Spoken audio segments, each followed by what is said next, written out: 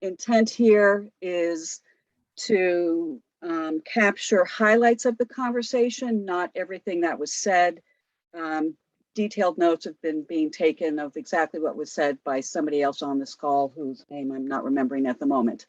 So I'm going to verbalize what I heard as key takeaways, and then I'm going to turn it over for other people who were in the residential breakout group to add, because I'm sure there's stuff that I likely missed. But in true Vermont fashion, we started with a very quick and heartfelt recognition of what's working well and should be maintained and potentially expanded in the future. So we reflected on the fact that Vermont has led the nation in developing the energy efficiency utility structure and the funding mechanism. We've been at it for 20 years. Obviously, we're always refining and retuning it, but that's a core foundational building block of how we're delivering energy efficiency in the state, and that is obviously grabbing greenhouse gas reduction. So it serves both the CEP and the CAP. We also reminded ourselves that we're leaders in the delivery of the Weatherization Assistance Program and have developed a lot of innovation and state-specific partnerships for ways to successfully implement that statewide, although it's noted that requests for WAP are down compared to previous years, so be sure and promote WAP wherever you are, because that's kind of an unusual. Could you explain that, WAP? So, sorry, Weatherization Assistance Program. Right, thanks. We reflected on the many partnerships that have been built in Vermont over the last 10 years or more, bringing creative ideas and solutions to the marketplace.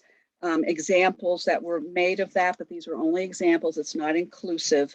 Home Energy Loan Program, the Efficiency Excellence Network of contractors at Efficiency Vermont has inspired Mileage Smart, led by Capstone, and the Energy First pilot program that EFG and others are involved with right now.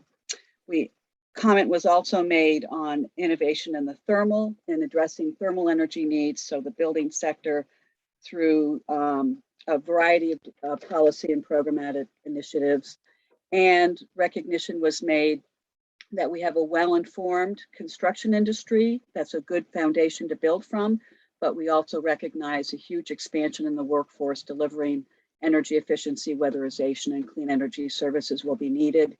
And comments were made about the flexibility that's inherent in our regulatory structure and in our program design and delivery approaches that actually help inspire and lead to innovation. On the examples of ways that we can strengthen what we're currently doing, there was a couple of different conversations about the metrics, what metrics we're using both specifically for the regulated activities like through Efficiency Vermont, and what metrics we're using to reflect and gauge the effect we're having on addressing equity issues, and equity defined not just as low to moderate income, but a much broader understanding of equity, which we talked about in the general session. The Just Transitions Committee is helping us better understand and develop our vocabulary and understanding around. We talked a lot about the fact that there's huge connectivity between the need for weatherization, energy efficiency, and clean energy services in buildings, and the importance from a customer perspective of having an integrated delivery of those services so that customers experience seamless entry and what some of us call one-stop shopping, and how we don't really have that in the frameworks that we have in place right now. We talked a lot about the need to scale up the availability of both funding and financing, and a lot of interest in the to-the-meter approach that was discussed earlier in the general session, and the opportunity for using the to-the-meter approach to not only address energy efficiency or weatherization services tied to the building, not to the renter or the owner of the building at that time, but but also being tied to that comprehensive integrated approach to delivering all the services. There was discussion about the great work that town energy committees are doing and the opportunities for expanding their role, and also the need for filling the gaps where there are towns that don't have town energy committees, and helping town energy committees be even more involved with building customer awareness and engagement in making these investments. We talked, I didn't set my timer, so somebody needs to give me the 1 minute signal. That would be now. 1 minute. Okay. Let me stop. There's so much more we talked about. One more thing I want to say before letting other people is the elephant. One of the elephants in the room, one person noted, was that there isn't a price for carbon, and that limits the investment, and that we really need to be thinking about how to scale up in ways that are really going to make a difference moving forward, because the situation is urgent and we don't have time. So let me open it up to the group, because I know I didn't capture everything, and I literally had 10 seconds between when we jumped from our group to this session. So that's the best I can do. Well, thank you. You did a very great job. And any quick comments from others in the group of high level things that are missed before we move on to the commercial buildings? So hearing none, I'm going to pass the baton over to you, Dave, to summarize the commercial discussion. Thank you. So really good discussion, well facilitated, lots of really great ideas. I'm going to do my best to boil down 6 or 8 of them. I would say, as far as a category goes, they almost entirely fall within the improving programs category. First, advanced wood heat. Funding for schools in the past supported a lot of advanced wood heat investment in those schools. Now boilers are coming to the end of their life, and it's important to recognize this, avoid backsliding, because they may get replaced with something that's not as conducive to meeting climate goals, and provide the funding that will support them. That's a recommendation. With respect to commercial building standards, they work pretty well, was a consensus. If they're large enough to be affected by Act 250, to come under Act 250. If they're smaller, however, and are not affected by that, then that program doesn't work as well as it should. And those buildings are not likely to meet standards. So municipalities need to be empowered, however that would work. Certainly providing funding so they can staff up and enforce the codes. That was the recommendation there. The State Energy Management Program, SEMP program that was mentioned earlier on, that's a program that's supported by revolving funds. So there need to be a return on those investments. And that works well, but really it just funds a limited amount of things and sort of fits in the same sort of challenge that Weatherization at Scale recognizes, which is you need sufficient funding to really get in and do the deeper investments, deeper weatherization investments in state buildings. So another source of funding, or diversified source of funding to improve those programs. EVT, in a similar sort of stance, thermal funding comes from the forward capacity market. TJ talked about how those funds are dropping off. It's also supported by RGGI. Now, RGGI funds are probably going to increase somewhat, but relatively speaking, that's not necessarily going to be as much funding as is needed to do the sort of investment in thermal efficiency that's required. So again, diversifying the funding sources for EVT. With respect to electrification, make it smart. Load management is critical. Don't be doing electrification that's not being managed in the most optimal way for consumers and for the grid. Code language, building code language. The recommendation is to make it more specific with respect to building controls. Today it's vague and doesn't get the results that code language should get. That's the first recommendation. The second recommendation is for smaller buildings, make control language simpler, and make the control requirements simpler for smaller buildings. Another code observation and recommendation, the IEC 2021 commercial standard is about to come out. The recommendation is we should familiarize ourselves with that version of the code, and that should be the baseline for any discussions that we're having here. So those are the existing programs improve category. There are a couple of sort of different ones, which are new programs or new steps. The first one of those is the recommendations to ban new fossil infrastructure in commercial buildings. This infrastructure lasts for decades, and if we're trying to make gains forward, that would constitute steps backwards. That's the way that was described. The second one is consider taking return on investment out of the equation for this work. The recommendation is focus on energy savings, make dollars available to get carbon reductions. That's my report.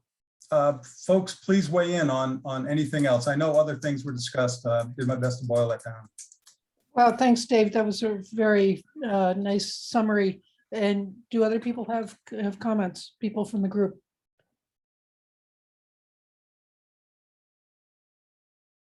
Okay, so hearing none, I'm going to suggest that we move on to the fuels report out, which is either Andy or Edward. Yeah, I'll do it, Cindy. Thanks, Andy. Yeah, thanks. So on the suggestions of criteria and things that we should be looking at as we make these decisions for fuels and thermal in buildings, a few things that came up that seem to have support from the group. One of the main ones was that we need to do life cycle carbon accounting, something that we've talked about a lot but haven't completed, that we really need to do that to be able to analyze the decisions that we need to make based on that, on the full life cycle emissions of the fuels of the different equipment, heating technologies that we're looking at. And that we should also be including the social cost of the carbon emissions. We also talked about adding in resilience to this discussion on heating systems and the resilience of these buildings when we're changing their heating systems. And along those lines, that we shouldn't pick just one winner and just to say, this is the one technology that's going to go in all the homes, because then you're not going to maybe have that resilience goal in there's the different solutions for different buildings is important. And also related to that, we talked, several people talked about equity and the need to really look at long-term equity, as well as the near-term equity that we've already talked about, that's integral into both the climate plan and the comprehensive energy plan. But we should be just making sure that we're considering these for the long term. And that talked about the issues that equity would have is especially for low income folks as they try to install systems. And if we're just saying, that there's only the zero emission systems can be put in, that's going to be much more difficult and could have other unintended consequences on different homes throughout the state. We wanted to avoid stranded investment decisions by looking at this long-term carbon accounting and making sure that have all the data so that we don't make bad decisions now that are going to cost more to replace in the future. We think it might be a cheap option now, but it's going to cost more to replace fossil fuel systems in the future than it is now. So there's a lot of talk about making the right decisions when fossil fuel systems today need to be replaced, that's a lost opportunity, could be a lost opportunity of replacing them with lower GHG emission technologies or zero emission technologies, as well as the issues around making them stranded assets. We talked about efficiency, that we didn't want to forget that efficiency is a proven way of reducing GHG emissions in the sector. But also realizing that the funding that Efficiency Vermont in particular has going down, the same could be said for the Clean Energy Development Fund in that sector. We talked about the existing incentives need to focus resource and opportunities to replace equipment with the cleanest and most efficient options at the end of a life, which I guess I already mentioned that one. There was a lot of support for the clean heat standard. I heard from the fuel dealers and VGS and others, all seem to be supportive of that as a way to make this transition to reduce GHG. There was some support for mandates. Heard what other states are doing as far as biofuel mandates, but there seemed to be more talk about the clean heat standard work that's happened, and people looking forward to looking at that as a good way to reduce the GHG emissions of our heating fuels, and how it's helpful because companies like the fuel dealers and Vermont Gas have all these customers already that have this equipment and could easily just burn the same fuel, but just with a much less GHG component, and be able to do so in an equitable way as far as costs throughout the state. There was some concern about not all of these biofuels having the same GHG emissions or being even considered renewable. And so that got back into the discussion about needing to have the life cycle GHG emission analysis done on all the fuels so we can make better decisions. Talked about potential of renewable hydrogen in the future. More talk about the clean heat standard. Also, people were wanted to make sure we were understanding the time and scale imperative, and that we don't want to be spending too much time in a policy paralysis trying to decide what the best decision is, that there's an urgent need to move forward. And so we need to make sure that we're doing so. So I think that basically covered the main things that were discussed, but definitely anybody else that wants to weigh in is welcome to do so. Thanks, Andy. Are there other quick comments from other members of the group? So hearing none, we have some time for discussion about how these three sectors interrelate, and any comments, advice that you all have for the department as it takes on the incredibly difficult task of coming up with a energy plan for us for the next several decades. So any thoughts about how, high level issues that the department ought to be taking into consideration?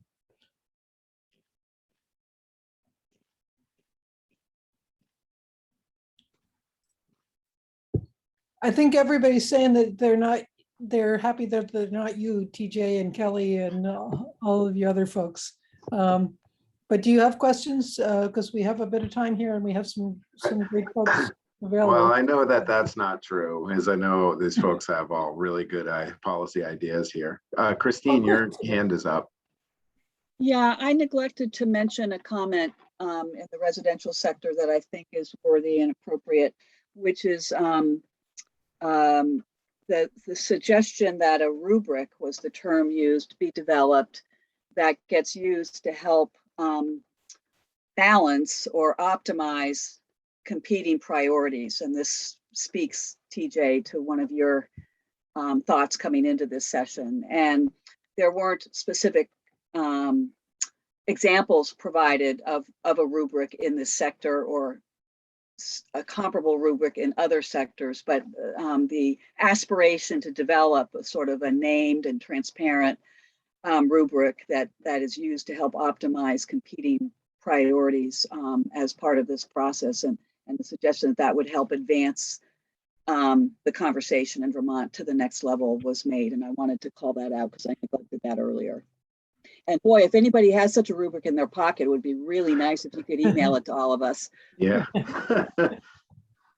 Thanks, Christine, for that adding that comment, because I think that does tie into the decision-making framework and what we want to have out as a state plan, and be transparent about how decisions are made, and also a rubric that's flexible enough, I guess, or robust enough is probably a better word, to be nimble in the face of adversity. So that, or change, just in general change, where we see, the rubric points us in one direction, but the variables change, and then we can say, well, we need to go in this direction now. And that's one of the challenges, frankly, that we've struggled with the last energy plan, is the over 300 recommendations, and some of those recommendations of actions were actually competing. So it really makes the conversation, the policy conversation, whether in our offices or at the commission or at the state house, really challenging. Somebody says, hey, the energy plan says, direction A, and then somebody else says, no, it says B. And so there are these kind of opposite things, and now the energy plan is effectively rendered moot. And so we want to avoid that, but have kind of this framework. And so ideas and on that score, more than welcome.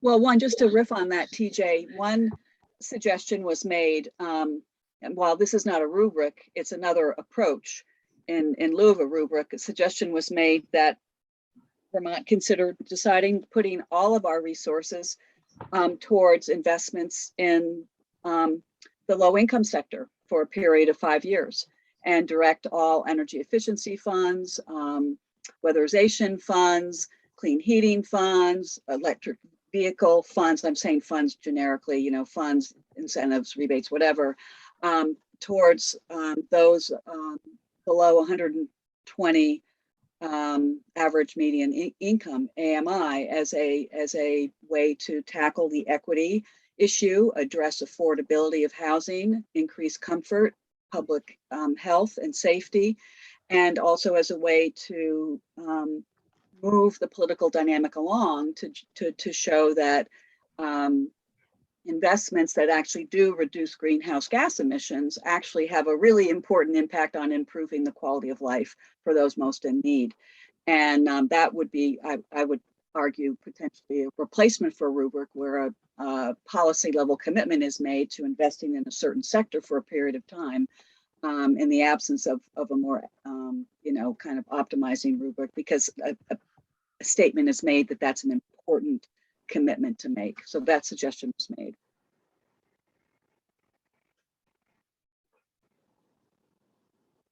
Jared, go ahead. Thanks, TJ. I just want to really underline something that came up in the heating fuels conversation, which I think a number of us early on encouraged a reframing around heating fuels and equipment. And as one of the many numbers people at this meeting on this call, I'm not suggesting I have an answer here, but there is a fundamental tension between, on the one hand, I don't know if everybody on this call realizes this, but the emissions reductions requirements laid out for 2030 are nearly 3 times the scale of the emissions reductions requirements by 2025. And one of the great challenges that we face in the thermal sector, as opposed to other sectors, is the timelines or the lifespans of equipment. So in the transportation sector, we're seeing vehicles on average with a 10-year lifespan. A heating system, which is really, that equipment is really what is driving the fuel use. If you've got a propane boiler, you're using propane. If you've got a fuel oil furnace, you're likely using fuel oil. And I just want to raise up very clearly that if we know we have those very ambitious 2030 goals, to say nothing of the 2050 goals, and we know that oftentimes these heating systems, water heater, 15 years, propane boiler, 20, 25 years, are fundamentally incompatible with our ability to meet these goals. I think we need to take a very hard look at equipment standards and looking at what has been done in the transportation sector, which is to say, set dates certain beyond which equipment that cannot hit a zero emission standard will not be allowed for sale, to avoid stranded assets, to avoid and to advance consumer protection. I just think that there is a complicated but very important set of kind of mathematics and analysis that needs to be happening to make sure that we don't prevent ourselves from being able to meet goals in out years as soon as 2025 and 2030 if we keep allowing systems that are not incorporating the social cost of carbon, that are fundamentally unable to be fueled with a low carbon or no carbon fuel, like propane water heaters or propane heating systems, for instance. We really need to figure out how that math adds up and what our levers are to make sure that at that point of transition, we are helping folks not double down and lock in both decades of carbon emissions, greenhouse gas emissions, and high and unpredictable consumer costs.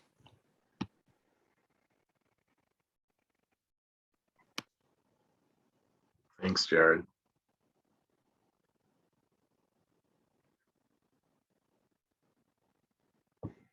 Chad, go ahead, neighbor. Sure. Good to see you, neighbor. I was actually trying to look for a consumer reports matrix that articulated what Jared just said. I think that was what we had started talking about, is how do we create a visual or a matrix or a rubric that details exactly the example Jared just laid out, where policymakers and folks can kind of look at it in a clear way as possible, to kind of weigh these competing choices, as it were. And unfortunately, it'd have to be multidimensional, right? Because you're looking at the consumer, like the individual home unit, and then you're also looking at the systems, transportation, housing, water, sewer. So I think if we could start though with a simple matrix or rubric to kind of make some of these larger policy decisions with the important aspect of the equity lens at the core, I think that would be the ideal kind of like the vision. So I have a question as an uneducated facilitator. Several times now in the last few minutes, the idea has come up of how, might we limit infrastructure investments at some point. So stopping people from continuing to invest in fossil fuel, furnaces and water heaters and that kind of thing.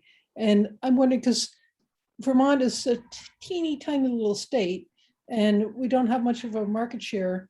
Are there things going on in other states that would help with providing that kind of statement that these systems are no longer workable?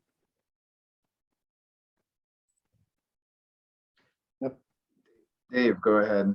And if you have a response to that, great. Well, it's related. It's related to that. In the Pacific Northwest, states have passed some appliance standards that have to do with electric water heaters. They have to be controllable. And to make a water heater, a controllable water heater, requires the addition of a little item that costs $6 or $7. But if it's manufactured ahead of time, it's even cheaper. And what it allows utility companies to do is aggregate those water heaters and heat water at a cheaper time or a cleaner time of day.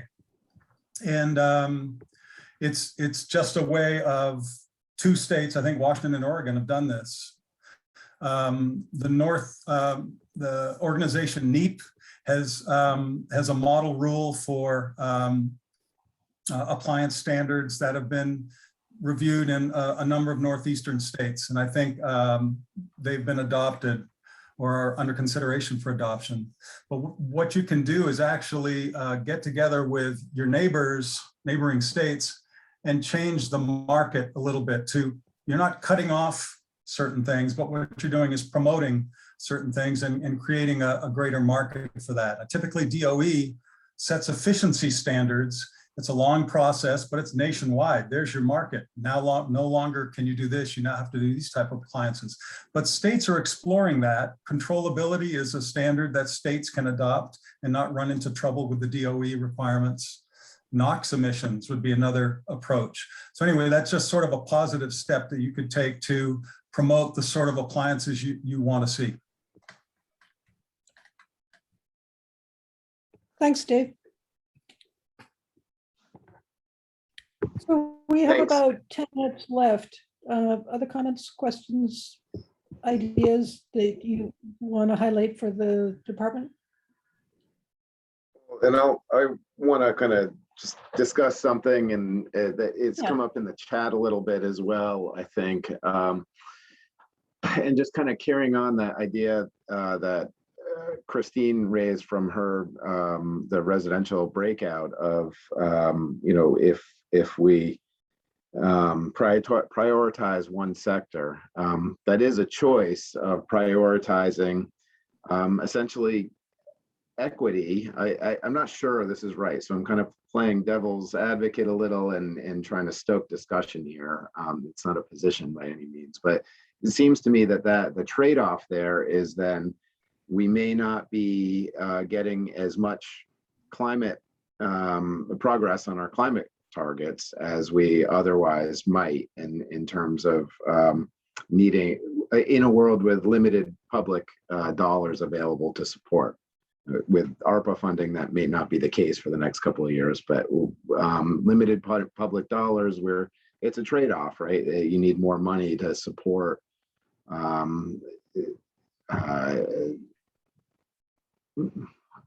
lower income communities. And so that there's an assumption even in that statement that I made, so please correct me if I'm wrong there, but I'd like folks to kind of, give some thought about those trade-offs and what if there is a right way to emphasize, and then also to talk about kind of other finance funding type mechanisms. Is something like a social investment structure where something that is viable in a state like Vermont.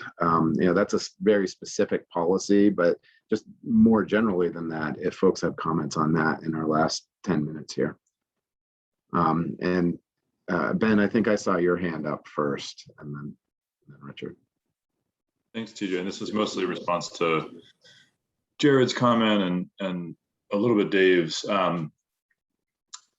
I think what Jared's talking about is not actually dissimilar from appliance efficiency standards, which is something that Vermont has adopted repeatedly over the years. Obviously, there's a lot of federal appliance efficiency standards. At a certain point, we do make decisions as a society that say, we know people are busy.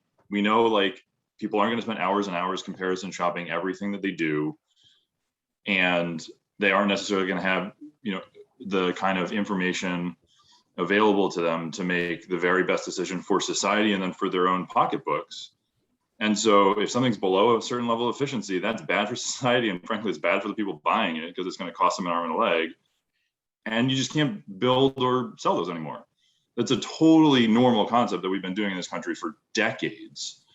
From an efficiency standpoint, it doesn't seem dissimilar to me to say if there's a certain level of emissions that is baked into having a certain thing because there's no way that it can create the product, whether it's heat or anything else that it's trying to create without a certain level of emissions, then we're going to take that off the table. And there's a bunch of other options out there. Use one of the other ones. We're moving into a place, the IPCC report last Monday was unbelievably clear that the kind of incentive central model that we've been using, which is a way to drive things, but leaves gaps, often very, very large ones in the adoption rates for these things, is not actually going to cut it. We just got to stop doing certain things. So I think what Jared's pointing out is really, really spot on. And I don't have a list of exactly the products, but that's something that we can't ignore as a path forward. Thanks, Ben. Richard, do you want to tag on to that or any other conversation? I raised my hand in response to your question specifically, so it's sort of a little bit of a different track. So I don't know if anybody wants to respond to Ben first before I sort of circle back. So I just wanted to make the point, because I've seen it now. Well, you can see it in the Vermont data, but I've also recently seen it in an evaluation in Pennsylvania. There's actually more savings available in lower income homes. And so if our goal is to achieve climate impacts, we may get more savings per home, although it may cost us more to serve those customers. But I did want to make that point that I think we see in the OEO savings results that are something like twice as much as the market-based savings per home, and I've seen it elsewhere as well too. So I just wanted to put that point out there. So Richard, by savings, what do you mean? MMBTU savings per home. So the actual energy use and therefore greenhouse gas reductions that come out of a treated home that's been weatherized. Thanks. Yeah, thanks, Richard. And I think it goes a little bit to, I agree with you, and it goes to then who, if it costs more, who pays, and how do we get that more private investment? Because under normal circumstances, they're just, if we just pay for it by the rest of homeowners pay for it, then non-participants are footing the bill for the participants, and there's like a cross subsidy. Maybe that's okay. I don't want to, but it is an issue that needs to be addressed. Well, it gets to your financing question as well too. Is there a way for us to redirect the $3 billion a year we spend on energy into loans rather than sending it out of state or paying for energy? I mean, we have the money's flowing in our economy. We just need to connect the dots better. Thanks. Neil, your hand's up. Thanks, TJ. And as someone who's kicked this particular hornet's nest a little bit on the spending exclusively on low income, because I do feel I feel like it would be a very well, let me put it this way: it gets the conversation started around how we are prioritizing things. And so I do think it might make sense for us to spend a lot of our majority or all of our money exclusively on low and moderate income customers. I think that one of the things sort of learning from the past that we want to avoid is sort of stranding our low and moderate income customers. If we get to the end of this decade and we've only served to raise cost on the folks who can least afford it, that even if we've made good progress on our climate goals, we're going to feel like it's not quite a balanced approach. So the thought was, if you spend that money up front, you are in some ways you're future-proofing the outcomes that we are expecting to have around energy innovation, because we do know that a lot of the costs are going to go up. I mean, even though we strive to sort of have costs go down for electricity and other thermal fuels, right now that's not what we're seeing. We're going to see a period where those costs are going up. So let's take the folks who can least afford to pay those additional costs and do all the work for them initially, while sending clear price signals to everyone who can more afford to pay to fuel switch and weatherize, so that they start to do the work. So at the end of this decade, when prices are actually higher, they've already done the work. We know that low and moderate income customers are going to have a really hard time doing that work unless we are hugely intentional and deliberate about helping them. And I know it gets into this, is it really good least cost planning to do that? Because we're not necessarily going to be spending the least cost per unit of GHG reduction. And it pushes against, are we cross-subsidizing one group over another?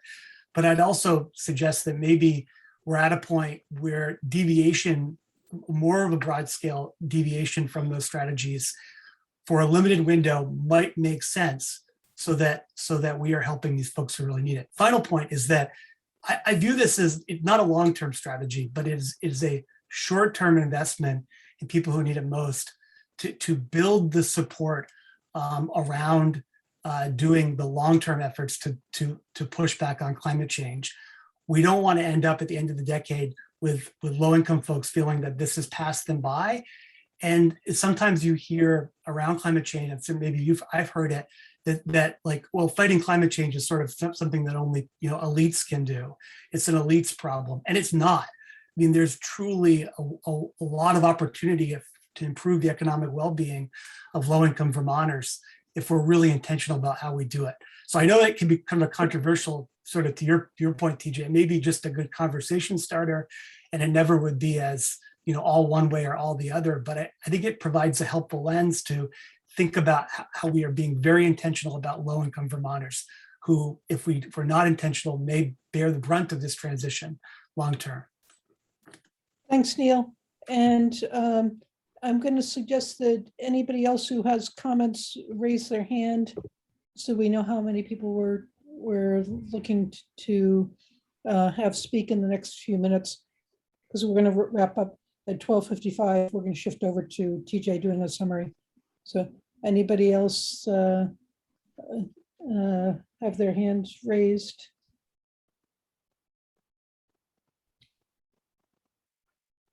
So I guess it's over to you, TJ.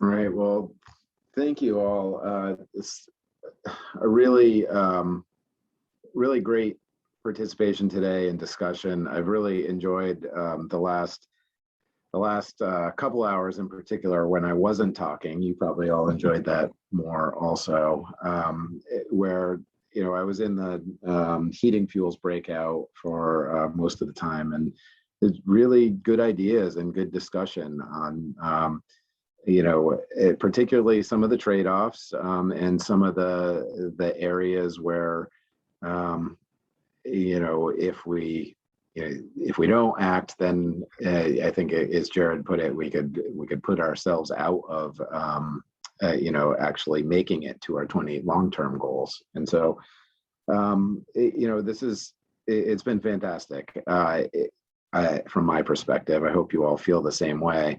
But it's only been an hour and a half, and we can get a flavor for it, but we can't get all of the input here in one morning. And so I really invite you all to take advantage of the more opportunities for comment.